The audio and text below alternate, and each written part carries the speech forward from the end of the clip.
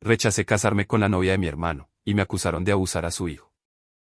Cuando mi hermano Andrés murió, sentí que el mundo se me desmoronaba bajo los pies. No solo era mi hermano mayor, era mi ejemplo, mi escudo.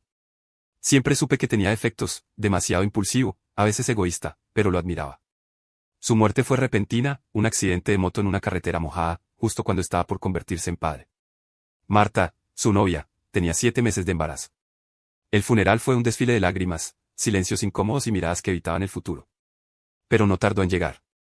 Apenas 2 semanas después, mi madre me llamó a su casa. Pensé que hablaríamos de papeles, del seguro o de cómo ayudar a Marta emocionalmente. No me imaginaba lo que estaban tramando. Tomás, empezó mi madre, con su tono dulce envenenado de culpa. Necesitamos hablar seriamente. Mi padre estaba sentado con las manos entrelazadas, en completo silencio, como siempre. Marta también estaba allí, con su panza prominente, los ojos hinchados por el llanto. Me ofrecieron café. Lo rechacé. Tu hermano se ha ido, y ese niño que viene al mundo no tiene padre, continuó mi madre. Tú eres un buen hombre, responsable, trabajador. Siempre has sido discreto. Pensamos que tú podrías. No, dije antes de que terminara. Marta bajó la vista, como si ya esperara esa respuesta. Pero mi madre no. Tomás, no me digas, no, sin pensarlo. No sería un matrimonio por amor, pero sí por deber. ¿Por la familia? Por Andrés. Sentí como se me cerraba la garganta. Me costaba creer lo que escuchaba, querían que yo me casara con la novia embarazada de mi hermano muerto. ¿De verdad creen que eso tiene sentido, que es sano para alguien, para el niño, para Marta? Pregunté. Ella levantó la mirada. No es mi idea, fue de tu madre. Pero no me opongo. No quiero criar a mi hijo sola. Y Andrés siempre confió en ti. Eso no es justo, murmuré. Yo no soy una solución. No soy un reemplazo. El silencio fue más pesado que los gritos. Mi madre cruzó los brazos. Pensé que al menos lo considerarías. No por mí. Por tu sobrino. Yo puedo estar para él sin casarme contigo, respondí, mirando a Marta con sinceridad. No tengo que compartir tu cama ni fingir algo que no siento. No te pedimos que finjas amor, sino que tomes responsabilidad, dijo mi padre por fin, con voz áspera. Eso es lo que los hombres hacen por su sangre. Esa frase me dejó helado. ¿Sangre?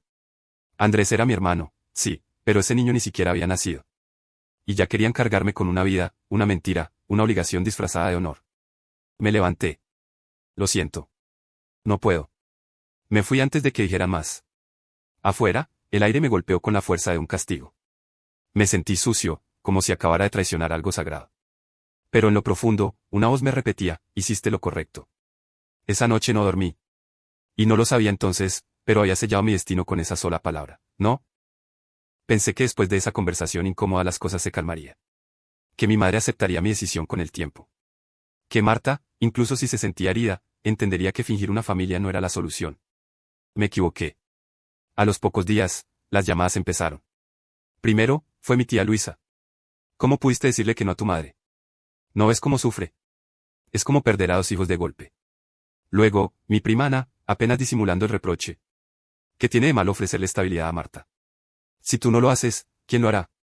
Hasta mi jefe se enteró de alguna forma. Me llamó a su oficina y, con voz paternal, me dijo. Ojalá nunca te arrepientas de una decisión tomada por orgullo. Orgullo. No era orgullo. Era miedo. Era sentido común. Era respeto, incluso. ¿Qué clase de relación habría tenido con Marta si aceptaba? Una fachada. ¿Una prisión? Mi madre, sin embargo, no me habló durante 2 semanas. Cuando al fin lo hizo, fue por mensaje, no vengas el domingo. Marta no se siente cómoda contigo aquí. Me sentí como un intruso en mi propia familia. Como si hubiera cruzado una línea invisible. Y así empezaron a escribirse los nuevos roles. Marta, la viuda mártir. Mi madre, la abuela heroína. Y yo, el traidor. El egoísta. El ingrato. La noche en que nació Iván, no me avisaron. Me enteré por una publicación de Facebook, una foto de mi madre sosteniendo al bebé, Marta al lado, sonriente, y un mensaje que decía, bienvenido al mundo, hijo de la esperanza. Ni siquiera un sobrino, ni una mención a Andrés. Solo silencio. Solo ausencia. Cuando intenté llamarla, Marta no contestó. Le escribí, ¿está todo bien? ¿Puedo pasar a conocerlo? Nunca respondió. Pero días después, vi otra publicación con un comentario que me hizo tragar seco. Gracias a los que han estado desde el principio. Algunos solo saben dar la espalda cuando más se los necesita. Mis manos temblaron. Mi corazón latía con rabia y tristeza. Eso era para mí. Después de todo lo que viví con Andrés, de todo lo que hice por esa familia, decidí alejarme. Corté los domingos familiares, las cenas fingidas, las conversaciones envenenadas. Empecé a construir una vida mía. Me mudé a otra ciudad, comencé a trabajar en una escuela secundaria como profesor de literatura. Conocí a Julia, una bibliotecaria de sonrisa tranquila y ojos que parecían entenderlo todo sin que yo dijera nada. Con ella, por primera vez en mucho tiempo, no sentí culpa. Pero cada vez que veía a un niño con ojos grandes o escuchaba el nombre, Iván, algo dentro de mí se estremecía. A veces soñaba con Andrés, pero no me hablaba. Solo me miraba, como esperando algo. Quizás perdón. O quizás, que no dejara que el niño creciera con una mentira. No sabía que, años después, esa decisión, mi no, regresaría para destruirlo todo. Para destruirme a mí. 5 años pueden parecer una eternidad, o un pestañeo, dependiendo de cómo los vivas. Para mí, fueron ambas cosas. Dejé la ciudad, alquilé un pequeño departamento en una zona tranquila, y llené las paredes de libros para silenciar el eco de mi pasado. Enseñaba literatura a adolescentes distraídos, corregía exámenes mientras escuchaba jazz, y por las tardes me perdía entre cafés y lecturas con Julia. Mi vida era modesta, pero mía. Por fin, mía. No supe casi nada de Marta o del niño durante ese tiempo. Mi madre me hablaba solo para cumpleaños o navidades, y aún entonces, su tono era frío, mecánico, casi por obligación. Jamás mencionaba a Iván. Era como si el niño nunca hubiese existido para mí. Como si yo lo hubiese borrado de mi historia. Y tal vez lo hice. Pero el olvido nunca es eterno. No cuando las heridas siguen abiertas. Un miércoles por la tarde, mientras organizaba un taller de poesía con mis alumnos, recibí la llamada que me devolvió al infierno. Tomás Álvarez. Dijo una voz firme. Le habla la inspectora Hidalgo. Necesitamos que venga a declarar. Es en relación a una denuncia presentada por un menor de edad. Sentí que el aire se me iba. ¿Una denuncia? ¿De qué se trata? Silencio. Luego, la frase que me atravesó el alma. Se trata de una acusación de abuso sexual. El menor es Iván Ríos. Colapsé en la silla. Mis alumnos me miraban sin entender nada. Una de las profesoras me acompañó hasta la enfermería mientras intentaba mantenerme en pie. Apenas podía hablar. En la comisaría, me interrogaron con guantes de látex, grabadoras encendidas y rostros de sospecha. Me preguntaron cuándo fue la última vez que estuve con el niño. No lo veo desde que nació, respondí. Eso dice usted, dijo la inspectora, sin levantar la vista del expediente. Me dejaron ir, pero me suspendieron del colegio de inmediato. Julia me abrazó esa noche, pero su mirada también tenía preguntas que yo no podía responder. ¿Hay algo que no me hayas contado, Tomás? No. No había nada. Yo no era ese monstruo. Días después, vi el titular en redes. Profesor investigado por abuso de menor, el niño es su sobrino. Las llamadas volvieron. Pero esta vez, no eran para pedirme que me casara con nadie. Eran para insultarme. Amenazarme. Destruirme. Llamé a mi madre. Quería entender, escuchar de su boca que todo era un error. Mamá, ¿qué está pasando? Su voz era una mezcla de decepción y frialdad. No me preguntes a mí. Pregúntale a Marta. Ella es la que tiene al niño llorando todas las noches. Yo, ya no sé en qué creer. Y entonces lo supe. No solo me estaban acusando. Me estaban culpando. No por algo que hice, sino por algo que rechacé hacer hace 5 años. Y esta vez, no bastaba con decir que no. Hay una diferencia brutal entre ser inocente y parecerlo. Yo lo sabía. Pero eso no detuvo el infierno que vino después. La noticia se esparció como un incendio en verano. Mis vecinos me miraban como si hubiera apuñalado a un bebé frente a ellos. En el supermercado, las miradas me atravesaban, algunas personas simplemente se alejaban. Una señora me escupió los pies. Asqueroso, susurró. Me suspendieron sin goce de sueldo en la escuela. No por pruebas. No por culpabilidad. Solo por la sombra de la duda. Un alumno, uno de los pocos que me apreciaban de verdad, me escribió por Instagram. Profe, no creo eso de usted. Lo están difamando. No se rinda. Fue el único mensaje humano en días. Julia no me abandonó, al menos no al principio. Pero una noche la noté diferente. Callada. Distante. ¿Tú, alguna vez estuviste solo con Iván? Me preguntó, sin mirarme a los ojos. Me dolió más que todas las acusaciones. Nunca, le respondí. Mi voz se quebró. No por miedo. Por la herida que deja la duda de quién más te conoce. Ella sintió. Pero algo murió en su mirada esa noche. Dormimos espalda contra espalda. Llamé a Marta. Necesitaba escucharla, necesitaba entender por qué estaba ocurriendo esto. Marta. Soy Tomás. Silencio. Necesito que me digas qué está pasando. No puede ser cierto lo que el niño dijo. Tú sabes que no es verdad. Su voz llegó quebrada, pero no temblorosa. Él lo dijo. Lo escuché de su boca. Dijo tu nombre, Tomás. Pero yo no lo he visto. No he tenido contacto con él. Grité. El aire me quemaba los pulmones. Tú viniste a casa. Una vez. Cuando él tenía 3. No recuerdas, ¿verdad? Me quedé en blanco. No recordaba. Había ido. Había cruzado esa puerta. Tal vez sí. Un cumpleaños. Una visita breve. Pero jamás estuve a solas con el niño. Jamás. No estuve solo con él. Nunca, dije, con más firmeza. Ella no respondió. Y entendí, no me creía. O no le convenía hacerlo. Entonces llegó la abogada. Clara, una amiga de Julia que había sido fiscal en su juventud.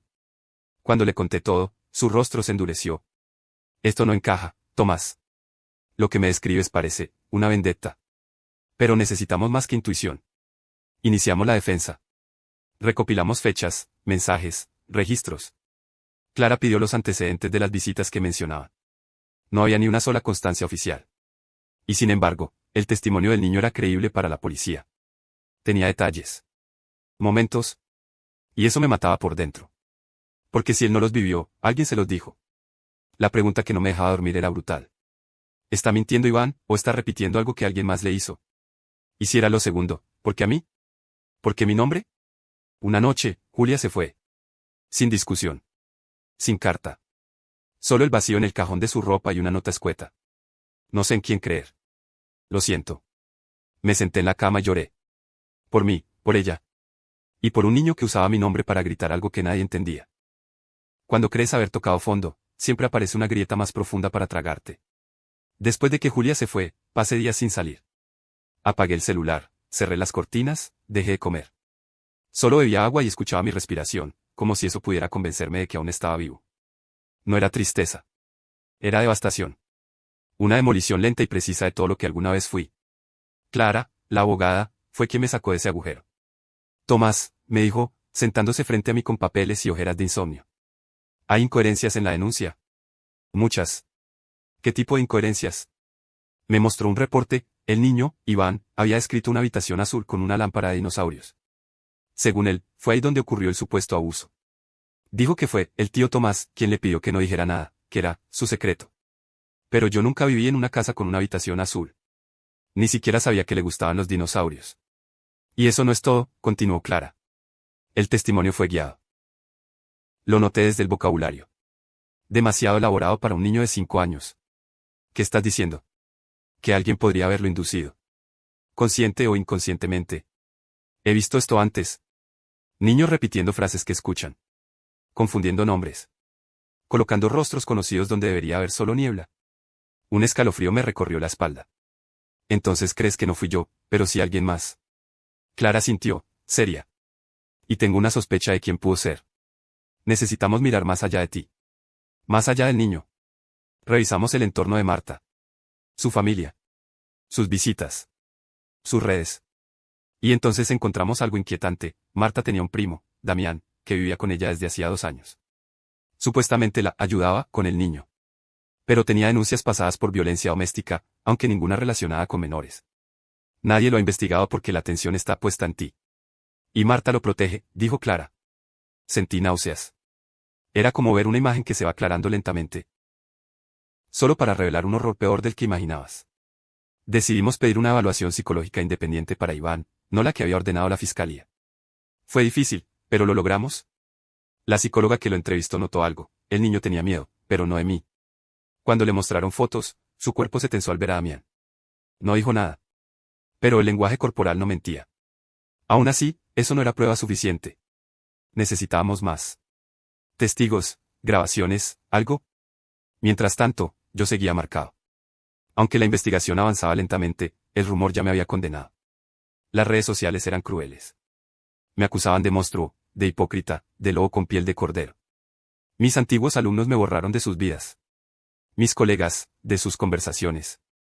Y mi madre, no volvió a llamarme. Pero yo sabía una cosa. Ese niño no me temía. Ese niño hablaba de mí porque alguien le enseñó mi nombre. Y si no hacía algo pronto, él pagaría un precio que ningún niño debería pagar, crecer pensando que la culpa era suya. Logramos una audiencia extraordinaria para presentar las pruebas. Clara, como siempre, estaba impecable, puntual, precisa, sin perder la compostura. Yo, en cambio, me sentía como un cadáver mal disimulado en traje limpio. Llevaba días sin dormir bien, semanas sin comer como antes, meses sin poder mirarme al espejo sin sentir que ese reflejo era de otro. La jueza escuchó con atención. Mostramos los informes psicológicos, el historial de Damián, los testimonios indirectos de vecinos que hablaban de gritos en la casa de Marta, y cómo Iván parecía retraído solo con él. También, los registros que demostraban que yo no estuve en la ciudad durante la supuesta visita a la habitación azul con dinosaurios. La fiscal del caso se mostró escéptica. La mente de un niño es frágil. Es posible que haya confundido momentos, personas. Pero no podemos desestimar su testimonio solo por eso. La jueza pidió unos días para deliberar. Fueron los días más largos de mi vida. Cuando llegó la resolución, Clara me la entregó en la cafetería donde solíamos reunirnos. No hizo falta que dijera nada. Su cara ya lo decía todo. Cerraron el caso, dijo, sin rodeos. Por falta de pruebas concluyentes. Me quedé en silencio. ¿Y eso es todo? Sí. No hay cargos contra ti. No habrá juicio. No hay condena. Pero tampoco hubo una disculpa. Ni un comunicado público que me reivindicara. Nadie limpió mi nombre. Para el sistema judicial, era como si nada hubiese pasado. Para el resto del mundo, era como si yo hubiese escapado por la puerta trasera de la culpa. Las redes no olvidaron. Las madres de mis exalumnos no olvidaron. Julia no volvió.